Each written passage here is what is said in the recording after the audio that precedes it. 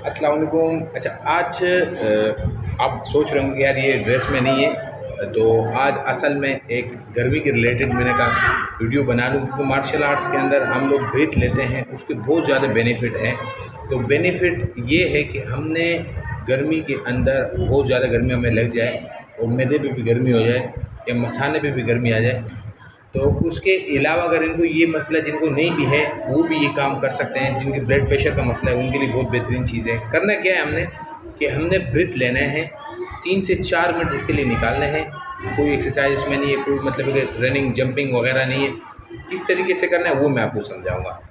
आपने करना क्या है कि दोनों हाथ इस तरीके से लेके जाना है और यहाँ से लंबा सांस लेना है नाक से लेके, और कुछ सेकंडों के लिए आपने उसको मतलब कि लंग्स यानी फेफड़ों के अंदर उसको रखना है। तो किस तरीके से मैं करके दिखाता हूँ आपको।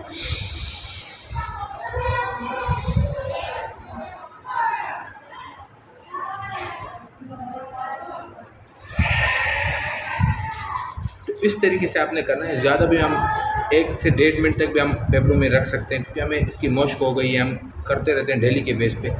तो दोबारा करता हूँ।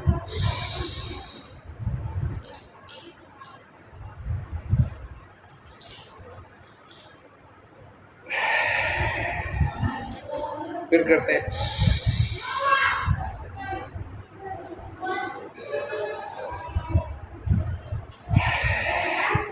तो इस तरीके से आपने करना है, ज़्यादा नहीं।